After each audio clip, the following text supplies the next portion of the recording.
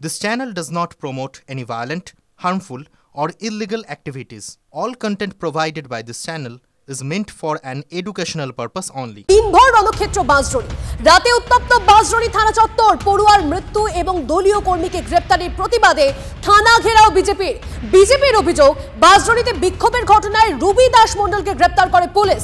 পুরো ভোটে 113 নম্বর ওয়ার্ডে বিজেপির প্রার্থী ছিলেন তিনি। বিজেপির অভিযোগ রাত 8টার পর রুবিকে গ্রেপ্তার করা হয়েছে। কথা বলবো আমাদের প্রতিনিধি আজিজ আমাদের সঙ্গে রয়েছেন সরাসরি ঘটনাস্থল থেকে। আজিজ, থানা ঘেরাও বিজেপির তরফ থেকে, তাদের তরফ থেকে মূলত কোন কোন অভিযোগগুলো সামনে রাখা হচ্ছে এবং এখন সেখানে কি পরিস্থিতি?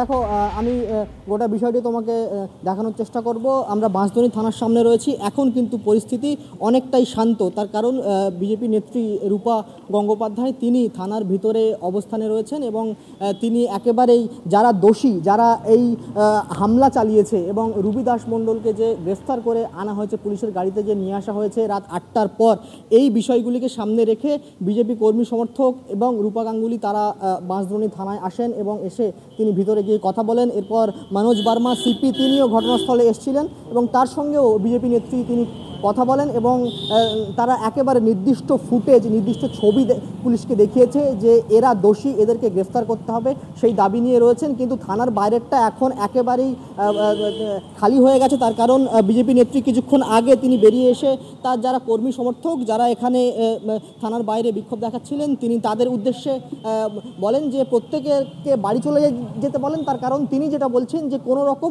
অশান্তি করতে তিনি এখানে আসেননি। তিনি শুধুমাত্র কয়েকটা প্রশ্ন পুলিশের থেকে তাদের জিজ্ঞাসা, সেই প্রশ্নগুলি পুলিশের সামনে তারা রেখেছে, সেই উত্তর তারা পাননি। এবং যারা দোষী, এই যে গোটা ঘটনায় যারা দোষী, তাদের যতক্ষণ না পর্যন্ত পুলিশ গ্রেফতার করছে তিনি থানার ভেতর শান্তিপূর্ণ অবস্থানে বসে রয়েছেন। কিন্তু বাইরে যাতে কোনো রকম ভাবে পাবলিক হ্যারাসমেন্ট না হয় সেই বিষয়টি নজর রাখার জন্য পরিস্থিতিকে নজর রাখো। আপাতত ধন্যবাদ আজিজ।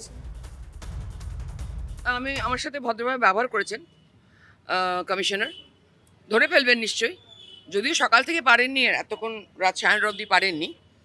তো আমি জানিয়ে দিয়েছি যে কাউন্সিলরের ছেলে এসে ওদেরকে বার করে নিয়ে গেছে।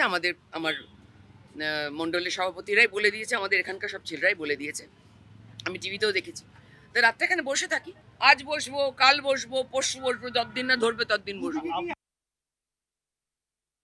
পেল অর্ডারের আঘাতে 13 বছরের একটি বাচ্চা মারা গেছে এবং সেটা নিয়ে এলাকার মানুষ, এখানকার প্রশাসনের প্রতি এবং এখানে কাউন্সিলরের প্রতি তারা বিক্ষোভ দেখিয়েছে। যারা বিক্ষোভে সামিল হয়েছিলেন তাদের ধরে এনেছে এবং আমাদের উপরেও মানে দলগতভাবে আমাদের উপরে একটা দেখতে পাচ্ছি যে প্রতিশোধাত্মক একটা ভূমিকা পুলিশের আমরা দেখতে পাচ্ছি।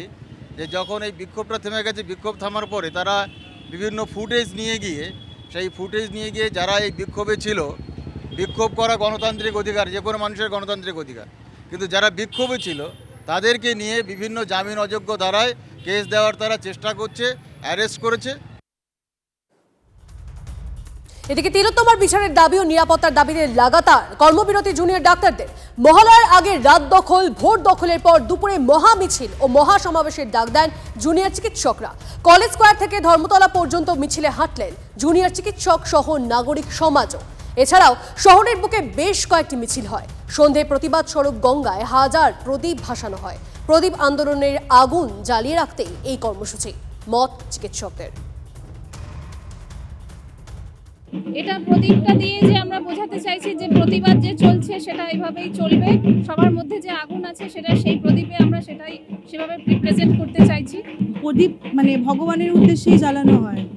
যে অন্যায় হয়েছে সেটার বিচার তো অবশ্যই চাই। আজকে এই মহালয়ার দিনে মা দুর্গা আমাদের যাত্রা শুরু করেন স্বর্গ থেকে। তো আমরা সবাই চাই, গোটা পৃথিবীর মানুষ চাই, শুধু মানে ভারতবাসী পশ্চিমবঙ্গবাসী বলে নয়, সবাই চাই বিচার হোক।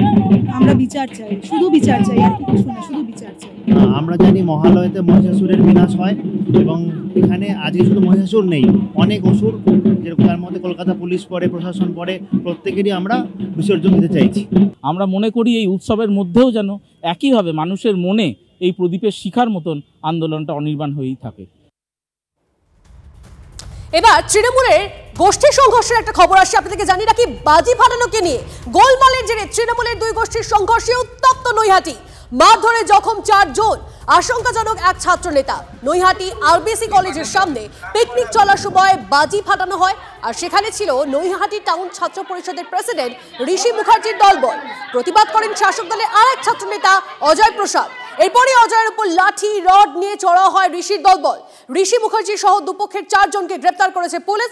আশঙ্কাজনক অবস্থায় অজয় প্রসাদ হাসপাতালে ভর্তি।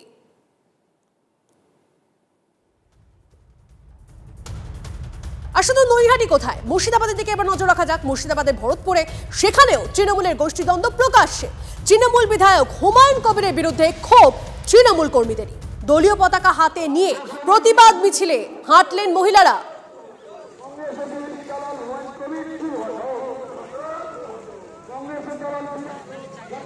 আজ মহালয়া, সবে দেবীপক্ষের সূচনা হয়েছে, আর এর মধ্যেই পথে মানুষের ঢল। হ্যাঁ, ঠিকই শুনছেন, এর মধ্যেই মানুষের ঢল। কোথায় হতে পারে আপনাদের মনে হচ্ছে? শ্রীভূমি।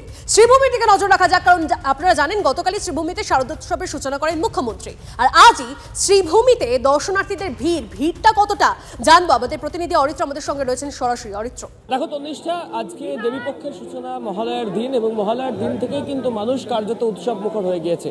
তার কারণ ছবিটা স্পষ্ট। শ্রীভূমি স্পোর্টিং ক্লাবের এবারের যে পুজো মণ্ডপ, দক্ষিণ ভারতের যে মন্দির, সেই মন্দির করা হয়েছে, এবং সেই মন্দিরে কিন্তু এই মুহূর্তে মানুষের ঢলটা চোখে পড়া যাচ্ছে। সন্ধ্যের থেকে মানুষ কিন্তু আসতে শুরু করেছেন, এবং রাত যত বাড়ছে ততই কিন্তু মানুষ আসছেন এই শ্রীভূমি মণ্ডপের দিকে। আমি একটু কথা বলার চেষ্টা করি যারা আসছেন, বেশ কিছু দর্শনার্থী। আচ্ছা, আজ তো মহালয়া, আজকে থেকেই পুজো মণ্ডপ দর্শন কেন? মহালয়া কলকাতায় পুজোতে আজকে থেকে শুরু হয়ে যায়। কলকাতা বলে কথা, পুজো তো শুরু হবেই। তারা বলছেন কলকাতা বলে কথা, পুজো শুরু হয়ে যাবে। আরও মানুষ রয়েছেন, আমি একটু তাদের সাথেও কথা বলার চেষ্টা করব। দিদিভাই, আজ তো মহালয়া, হঠাৎ আজ থেকেই কি আপনারা ঠাকুর দেখতে শুরু করে দিলেন? মানে আজ থেকে প্যান্ডেল হপিং স্টার্ট? নিয়ে ছোট বাচ্চাদের নিয়ে এসেছি তো, ওই জন্য এরপরে ভিড় হয়ে যাবে, ওরা আসতে পারবে না, ওই জন্য এটা দেখাতে নিয়ে এলাম। শ্রীভূমি কি প্রতিবারই আগেই চলে আসেন? প্রতিবার আগে আসি না, ওরা আরও ছোট ছিল, এবারে ভাবলাম একটু বড় হয়েছে, দেখতে যাওয়ার মতো হয়েছে শ্রীভূমি, ভিড়টা হওয়ার আগে নিয়ে যাই, নাহলে যেতে পারবে না। অর্থাৎ বুঝতেই পারছো দক্ষিণ ভারতের আদলে যে মণ্ডপ, যে ছবি আমরা এই মুহূর্তে দেখাচ্ছি, সেই মণ্ডপ একদিকে যেমন সুসজ্জিত মণ্ডপ, ঠিক তার ভিতরে প্রতিমার মূর্তি রয়েছে। সমস্ত কিছুকেই ভিড় হওয়ার আগে, অর্থাৎ যারা দর্শনার্থী আসছেন তাদের যেটা বক্তব্য, যে মূল পুজো অর্থাৎ ষষ্ঠী, সপ্তমী, অষ্টমী বা পঞ্চমীর দিন যে ভিড়টা হবে, সেই ভিড়টা আপাতত মহালয়ার দিন রাত্রে নেই। তাই সে কারণে যত তাড়াতাড়ি সম্ভব ভিড় এড়াতে তারা কিন্তু এসে উপস্থিত হচ্ছেন এই লেক টাউনের যে শ্রীভূমি। বোঝা যাচ্ছে সেই ছবি আমরা দেখতে পাচ্ছি। অরিত্র, আপাতত তোমাকে ধন্যবাদ। অর্থাৎ যে ছবি আপনারা দেখছেন, শ্রীভূমির মণ্ডপে আজ থেকে মানুষের ঢল নেমে গেছে। তারা বলছেন মানুষের যে ভিড়, সেই ভিড় এড়াতেই আজ থেকে সেখানে ঠাকুর দেখা শুরু।